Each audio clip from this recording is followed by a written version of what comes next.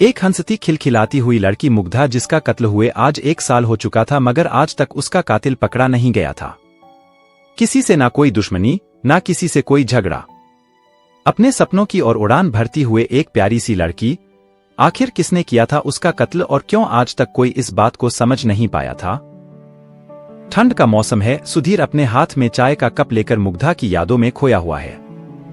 आज 2 साल हो चुके थे उसे गए, मगर फिर भी सुधीर उसे नहीं भूला हुए। सर, कल हमें जोधपुर के लिए निकालना है, वहाँ पर सेमिनार है हमारा, तो मैं टिकट बुक कर दूं? एक नर्स ने आकर सुधीर से कहा। आज सुधीर एक बहुत बड़ा डॉक्टर बन चुका था। उसने धीरे से हाँ कहा और दूसरे दिन जोधपुर के लिए निकल जाता है। वहां पहुंचकर वह सीधे सेमिनार हॉल पर पहुंचता है और अपने काम में लग जाता है कि तभी एक आवाज उसके कानों में गूंजती है।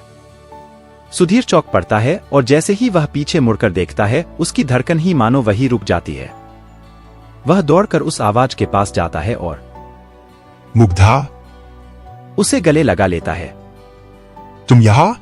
मैं समझ नहीं पा रहा कि ये तुम ही हो या मेरा वहम। मुग्धा, सुधीर कंपकंपाती आवाज से बोला। उस लड़की की आंखों से बहते हुए आंसू ने जवाब दे दिया। हाँ, वो मुग्धा ही थी। सुधीर और मुग्धा एक दूसरे को बाहों में पूरी तरह से जकड़ लिया और वक्त वही थम गया। दोनों की आंखों से बहते हुए आंसू उनके प्यार को बयां कर रहे थे। मुग्धा की आंखों से बहते हुए आंसू ने सुधीर को बता दिया कि उस दिन उसके सवाल का जवाब जो वह जानना चाहता था, उसका जवाब क्या क्या था। मुग्धा, तुम यहाँ? तो उस दिन वो कौन? यह सब क्या हो रहा है? मुग्धा, तुम 2 साल से कहाँ थी? मुग्धा बस चुपचाप सब सुनती है। बिना कुछ कहे वह सुधीर का हाथ पकड़कर उसे अपने साथ लेकर जाती है। थोड़ी देर में वह दोनों एक घर के पास जाकर रुकते हैं, जहां मुग्धा और उसकी मां दोनों रहते हैं। मां सुधीर को देखते ही गले लगा लेती है। यही सुधीर है ना बेटा? मुझे पता था मेरी बच्ची की किस्मत इतनी बुरी नहीं हो सकती। मुझे पता था कि एक दिन जरूर सब ठीक हो जाएगा। मां ने कहा। यह सब क्या हो रहा है आंटी? आप दोनों यहाँ पर?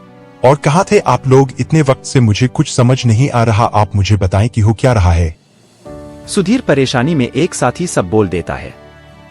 मुग्धा सुधीर के पास जाकर बैठी है और जिस दिन हम सेमिनार से आए थे उस रात मुझे एक कॉल आया और तुरंत ही मैं हॉस्पिटल के लिए निकल पड़ी। बहुत डरावनी थी वह रात, तूफानी बारिश और ऊपर से रात का अंधेरा, मगर वहां जाना जरूरी था। जैसे तैसे मैं जब हॉस्पिटल पहुंची तो वहां पर अंधेरा छाया हुआ था, क्योंकि बारिश की वजह से पूरे शहर की बिजली चली गई थी। मैं जब हॉस्पिटल के अंदर जा रही थी तभी मुझे कॉटेज की तरफ से कुछ आवाज सुनाई दी। मैं उस आवाज की तरफ बढ़ी कि तभी मैंने देखा वहां 2 लोगों के बीच में बहुत घमासान लड़ाई हो रही थी। बुर्खा पहने हुए किसी इंसान ने फट से चाकू निकाला और उस लड़की को मार दिया। वह लगातार चाकू चलाया जा रहा था। मैं इतनी घबरा गई थी कि डर के मारे मेरे हलक से आवाज तक नहीं निकली। उसे बचाने के लिए जैसे ही मैं आगे बढ़ी, एक जोरदार बिजली चमकी और उस चमक में मैंने देखा कि जिस पर जानलेवा हमला हो रहा है वह कोई और नहीं बल्कि मेरी ही जुड़वा बहन थी, श्रद्धा। मैं कुछ भी सोच समझ पाती उससे पहले ही वह बुरखे वाला इंसान वहां से चला गया। मैं समझ गई थी कि वह खूनी वहां मेरे लिए आया था, मुझे मारना चाहता था, लेकिन वहां गलती से श्रद्धा। तुम्हारी जुड़वा बहन भी है? तो उसके बारे में किसी को कुछ पता क्यों नहीं? और वह अचानक से हॉस्पिटल में कैसे? मतलब क्या? सुधीर बहुत सारी कंफ्यूजन के साथ बोल पड़ा। मैं तुम्हें बताती हूँ बेटा। माँ ने कहा। आज से 4 साल पहले श्रद्धा को डॉक्टर बनने के लिए उसके पापा ने लंदन भेजा था। श्रद्धा पहले से ही मॉडल बनना चाहती थी। डॉक्टर बनने की उसके कोई इच्छा नहीं थी, मगर पापा की वजह से लंदन तो चली जाती है, लेकिन वहां जाकर वह मॉडलिंग स्टार्ट कर देती है। उसका यह डिसीजन उसके और उसके पापा के बीच में दीवार बनकर रह जाता है। उसके पापा ने उसे सारे रिश्ते तोड़ दिए थे। उसके बाद श्रद्धा भी कभी वापस लौट कर नहीं आई, लेकिन एक दिन अचानक श्रद्धा का कॉल आता है और मुग्धा उससे मिलने जाती है। उसके पास रहने के लिए कोई जगह नहीं थी, तो अपने पापा से यह बात छुपाकर मैंने ही उसे मुग्धा के साथ रहने के लिए कहा। श्रद्धा जब घर आई तो वहां पर उसकी नजर पड़ी हम लोगों की एक तस्वीर पर, जिसमें हमारे साथ थे डॉक्टर नितिन कश्यप। तब उसने मुझे बताया उसके और डॉक्टर नितिन के बारे में, कि अपने मॉडलिंग के ख्वाब की वजह से उसे डॉक्टर नितिन को भी खोना पड़ा। इसी वजह से उस दिन डॉ नितिन मुझे श्रद्धा समझकर मुझ पर चिल्ला पड़े थे। यह बात समझने में मुझे बहुत देर हो गई। श्रद्धा डॉ नितिन से मिलना चाहती थी और इसीलिए वह उस रात हॉस्पिटल में गई, लेकिन वहां किसी ने उसे मैं यानी कि मुग्धा समझकर कहते हुए माँ चुप हो जाती है। तो इसका मतलब इतने दिनों से श्रद्धा और तुम साथ में रह रहे थे? सुधीर ने पूछा। हाँ, पापा के डर की वजह से मैंने और मम्मा ने उसे मेरे साथ ही घर में छुपकर रहने के लिए कहा। यहाँ तक कि यह बात हमने गुलशन अंकल, गौरी आंटी या वीर किसी को नहीं बताई। जब सेमिनार से रात को लौटकर मैं घर पर पहुंची तब मैंने देखा कि श्रद्धा वहां पर नहीं थी। उसने मुझे कॉल करके बताया कि वह डॉक्टर नितिन से मिलने के लिए हॉस्पिटल आई है। मैं तुरंत ही हॉस्पिटल पहुंची और वहां पहुंचकर मैंने यह सब देखा। मेरी बहन का कत्ल मेरी आंखों के सामने हो रहा था और वह भी मेरी वजह से। मैं उसी वक्त घर वापस आने के लिए निकल आई।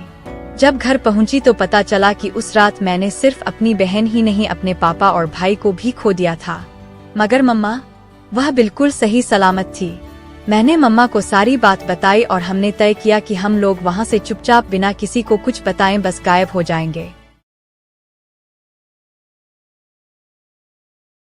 घर में छुपकर रहने के लिए कहा। यहाँ तक कि यह बात हमने गुलशन अंकल, गौरी आंटी या वीर किसी को नहीं बताई।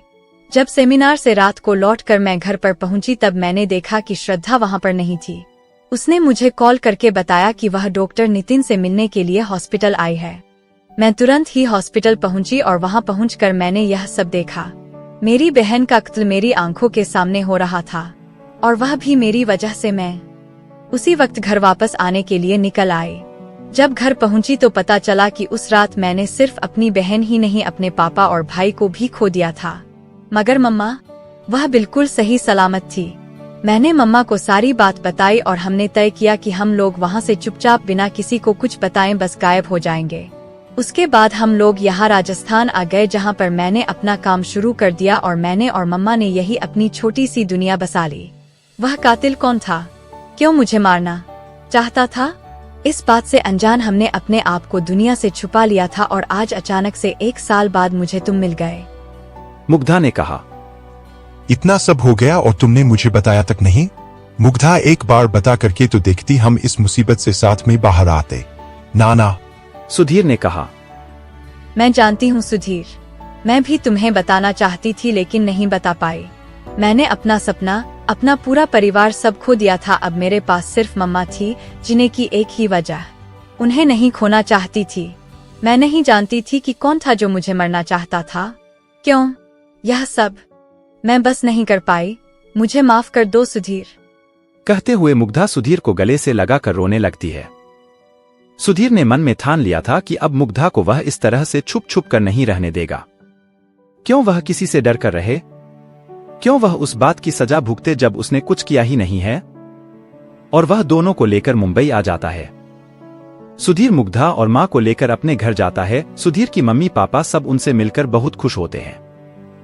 जैसे दिन बीतते हैं धीरे धीरे सब नॉर्मल होने लगता है, लेकिन आज भी सुधीर के मन में यह सवाल रह गया था कि कौन था जो मुग्धा को मारना चाहता था। वह मुग्धा को इस डर से आजाद करवाना चाहता था। सुबह का वक्त है, ठंडी ठंडी हवा चल रही है। पूरा परिवार आंगन में बैठकर चाय पी रहा था। मुग्धा, तुम्हारी किसी से कोई दुश्मनी नहीं है ना? तुम्हें कुछ भी याद नहीं है उस रात के बारे में कि वह कौन था? मतलब कोई तुम्हें क्यों मारना चाहेगा मुग्धा? सुधीर ने पूछा। अंधेरा होने की वजह से वहाँ पर मुझे कुछ दिखाई नहीं दे रहा था सुधीर, लेकिन हाँ, मुझे जब बिजली चमकी थी तब उस कातिल ने जिस हाथ में चाकू पकड़ रखा था उस हाथ में ब्रेसलेट एक था। मुग्धा ने याद करते हुए बताया। ब्रेसलेट? कैसा था वह ब्रेसलेट? क्या तुम उसकी ड्राइंग बना सकती हो? सुधीर ने कहा। थोड़ी देर में मुग्धा ने ड्राइंग बनाकर सुधीर के हाथ में थमाया तो सुधीर और देखकर भौचक्का रह गया। बिना कुछ कहे वह तुरंत ही मुग्धा को अपनी गाड़ी में लेकर निकल पड़ा। थोड़ी देर बाद उसकी गाड़ी एक घर के सामने खड़ी कर दी और सीधा ही घर के अंदर अंदर चला गया। नेहा, कहाँ हो तुम? जल्दी बाहर आओ। सुधीर गुस्से में नेहा को आवाज देने लगा। क्या हुआ सुधीर? तुम अचानक मेरे घर पर काम से फुर्सत मिल गई तुम्हें? नेहा ने मजाकिया आवाज में कहा। मैं मजाक के मूड में नहीं हूं नेहा, मुझे जल्दी से यह बताओ कि वह ब्रेसलेट कहाँ है जो मैंने तुम्हें तुम्हारे जन्मदिन पर तोहफे में दिया था? सुधीर ने पूछा। ब्रेसलेट? हाँ वह, लेकिन अचानक वो ब्रेसलेट क्यों? क्या हुआ? नेहा के मन में कई सारे सवाल उमड़ पड़े। सवाल मत करो नेहा, मुझे बस इतना बताओ वह ब्रेसलेट कहाँ पर है? सुधीर का गुस्सा बढ़ते ही जा रहा था। अरे मगर वह मेरे पास नहीं है सुधीर, वह तो मैंने किसी को दिया है। उडॉट। नेहा ने कहा। किसे? मुझे अभी वहां ले चलो। कहकर वह सीधा नेहा का हाथ पकड़कर उसे गाड़ी में बिठा देता है। गाड़ी में बैठी हुई मुग्धा को देखकर नेहा अपने कदम पीछे ले लेती है। मुग्धा, तुम जिंदा हो? नेहा खुशी के मारे तो मुग्धा को गले से लगा लेती है। क्या सुधीर उस ब्रेसलेट वाले विक्टिम के पास पहुंच पाएगा?